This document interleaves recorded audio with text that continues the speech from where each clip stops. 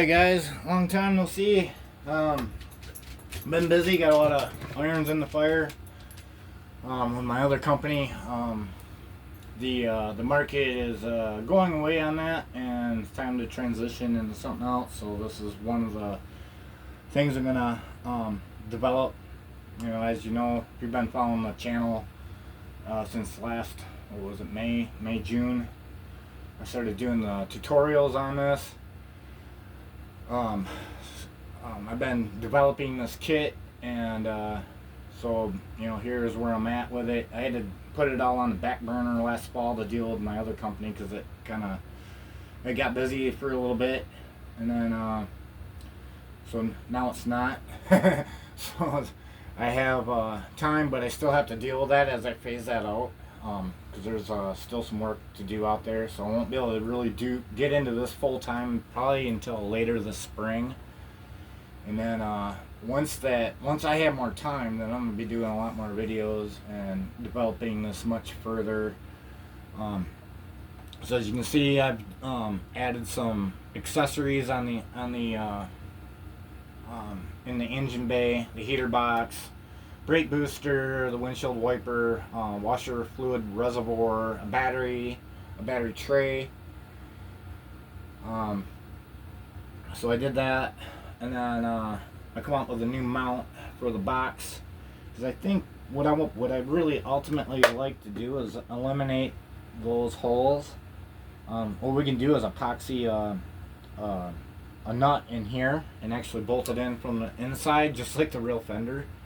And then this will probably just glass over, and then maybe do something with the fuel tank to kind of hold that boss up. But the main thing that'll level the box out will be this mount on the inside. And then you take the two screws out here from inside of the box, and then the box pops off to access the battery.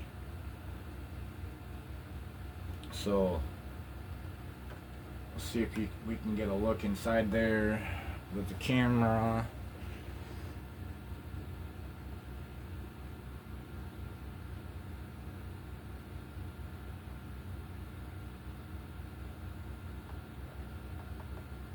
The camera never seems to get the perspective that I have, so I'm struggling with that. But as you can see, I pretty much finished it. The only thing I haven't done on this is the dual exhaust, and that's going to take some dev work to get done. I'm going to do that on the next builds. And so yeah, so I'll be working on that this coming year. And then I'll be offering the body sets and primer this year. I've talked with the distributor, and it seems I'm fine doing that. So as long as I'm not getting myself in any trouble doing that, I'm gonna do it. Because this is an officially licensed body, so it's already licensed. I'm not like getting any copyright infringement, because I'm not duplicating anything. As far as that goes, the body's already. I'm building something that's already that works on an existing licensed product. So I'll be doing the body sets, and then also completely a full finished truck like this one right here. This one is sold. So this is the very first one. This is going to be P1. So it'll have a prototype serial number, and then the later versions will have a serial number attached to at least the cab. I don't know about the box, because I don't really do anything with the box, other than the parts that bolt to it, but nothing glues to this. So I may not even offer the box. I'm not sure, but I can get the cab in pieces now, so that may reduce the cost on the builds. So I might be able to offer them lower cost. But keep in mind, at the end of the day, I'm not just gonna buy this stuff and then give it to you for the price I paid for it. You gotta, if I put value into it, I gotta get paid for it. At the end of the day, I gotta pay my bills. Feed myself. So I don't work for free. I wouldn't expect anybody else to either. So, yeah, this isn't a hobby. This is a full-time business. So that's where we're at with this. This is the completed truck other than the exhaust. Take it out of here. We'll. Oh wait. Maybe I should give you guys a look at it. Give you a rotisserie with everything closed.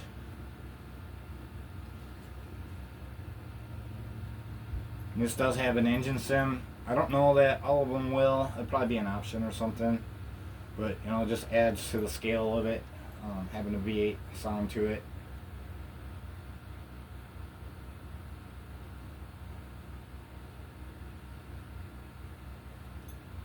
And then we'll take it off this rotisserie here, turntable. Try to get a look underneath.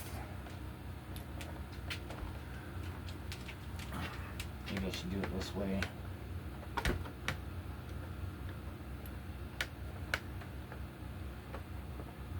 That was something I was struggling with before. I'm an experienced YouTuber, but I don't. This is the first time doing RC stuff, so I'm not used to the camera. Usually I carry the camera in my hand, and because I build a gasification equipment. And that's the thing. We got a new administration, so that market is going to go away. That's what happened last time. It pretty much flatlined and left me with a huge. The company exploded in 2012, and it got pretty big. And then in 2015, the market just completely collapsed and left me with all that overhead. And then I had to downsize, and it just pretty much bankrupted me. So. You know, that's lessons learned in business. You don't start a business and just automatically know how to do it. It's a learning process. But anyways, enough of that. So this is the bottom of it. You can see I got the fuel tanks. This side I have the receiver. And then this is the ESC. This is RC 4-wheel drive ESC. And then I got the engine sim here underneath the box. And then your battery just sits in here behind the cab. You could put some foam or something in there to kind of press it down on the frame rails. But, you know, it's fairly simple. It's mostly hidden. I'm trying to keep it as scale as possible. And then you can see the cross member here that mounts the back of the frame. That's pretty much how it is on the real truck. And then you got your two front cab mounts. And then on the frame extension, see if we can get a better shot of that. So yeah, you got your two radiator core support mounts that mount the front clip on, and then this is the RC 4-wheel drive inner fenders. They actually just glue to the fenders and go with it. And then you can see the servo relocation, how I relocated that. And then we got the pitman arm that sticks down here pretty close to the real truck, even though I think it's on the outside of the rail. May not be, I don't know. I got a 60. I haven't built one of these trucks in a decade, so, but I've personally owned I think 6 of these trucks, and 4 of them were restores and the other 2 were donor trucks. It might even be more than that, I don't know.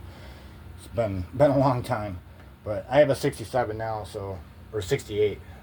It was a 68 K20 3/4 ton long box, 4-wheel drive that I chopped down into a short box, and that's in process now. And that's going to be a project later on after I'm done with the square body. I'm gonna develop that truck and actually scan my real truck and recreate it 1/10 scale, and then I'll go through the avenues available to me to get licensing for it so that I can offer it legally and all that fun stuff. But for now, this is where I can start, so that's where I'm starting with a square body. So as you can see, these trucks will have the V8 and the R4 transmission. I mean, it's kind of the point. I mean, why go through all this detail and then put the stock setup in there. That makes no sense at all. You might as well just leave it stock if you're not gonna update to the V8 and the transmission, and make it scale. So that's another part of the cost. I don't get this stuff for free. I got to pay for it, same as you. And anytime a company handles something, it has to make money. You have to understand that. I mean, it's just a failure waiting to happen if you don't, right? So anyways, that's where we're at. There's gonna be more coming. This very first prototype, which is actually this is the successor to this one. I'm gonna set this one aside.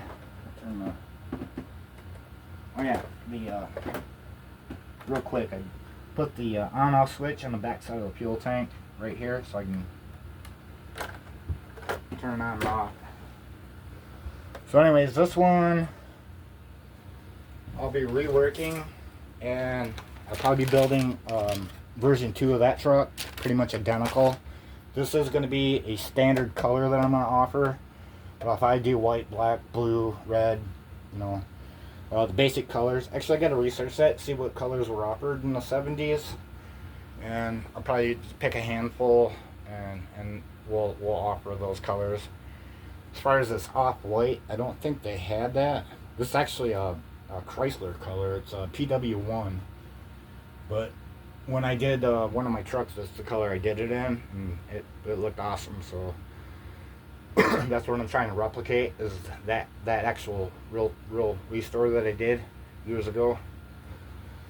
So this will be a standard color, and more colors will come. But yeah, I got to rework this truck a little bit. For one, that rain gutter, or I forgot actually what this thing's called. But yeah, I'm sitting here looking at these things, and I'm like, it looks pretty good, but there's just something off. And then I noticed that I painted that up the A-pillar, and that's not how it's supposed to be. So I got to shave that off and fix that. And then because this right here made a heck of a difference in scale, is shaving this drill down so that it fits more, so it's not so blocky. You got the big thick block right here. So I'm gonna fix that. I'm basically make this one look identical to this one, but I'll fix some of those issues with that. And then that truck will be for sale once I'm done with that. But I still got to buy the chassis yet.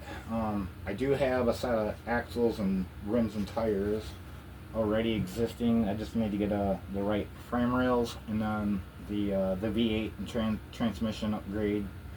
And then maybe I'll develop the exhaust on that.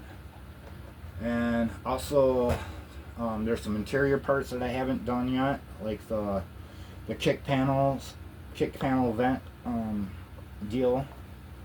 It goes up underneath the dash on each side here, and then I might just 3D print the glove compartment ashtray part of the dash, and I think that'll actually make the existing dash work. If you kind of dull these corners down, it's actually not far good enough for an RC truck. I know there's a dash on the market for the Traxxas. That thing is spot on. That would be pretty cool too. But so I'm not going to compete with that. I'm just going to fix this one. And then if you want a more scale dash, then buy that dude's dash. I'm not going to tread on that guy's stuff. So other than that, the center console, I'll probably design something around the Blazer, and then a bench seat will probably come later on this year too. But yeah, the next step for me is I need to scan the inside of the body shells so that I can better design. Because these kits do require a lot of sanding and fitment, and that's just simply because I have to guess. I don't have the RC 4-wheel drive cab models. And when you got all these different parts and stuff, and you don't actually, it's just a guess. I don't have anything to reference in model space. So I'm gonna scan the bodies, and don't ever ask me for the scans because I'll never make them public ever. So I'll be doing that, and then I'll fix that. You know, get this to fit better. So this kit's gonna just get better and better as I go. But I need early adopters. If I don't have you, then none of this stuff will ever come. So, you know, I need you now. And it's not like you can't make this stuff work. It's already pretty good as it is. It's just requires a little bit of finessing, and you know, those of you that can do this kind of thing, you know, it's no problem. So, anyways, more to come. Thanks for watching.